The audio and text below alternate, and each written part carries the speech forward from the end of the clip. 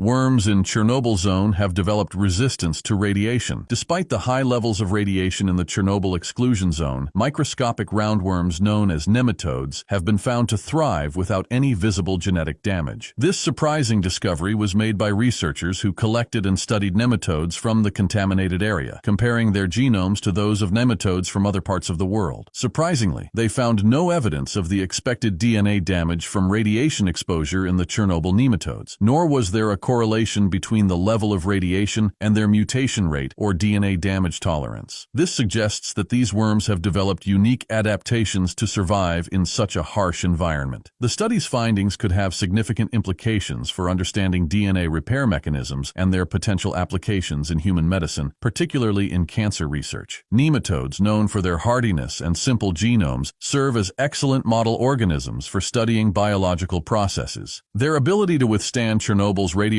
conditions without apparent genetic damage offers a unique opportunity to explore why some individuals might be more susceptible to cancer than others. While the Chernobyl disaster remains a tragedy of immense scale, with the area expected to be unsafe for human habitation for thousands of years, it has inadvertently become a living laboratory for studying the long-term effects of radiation on ecosystems.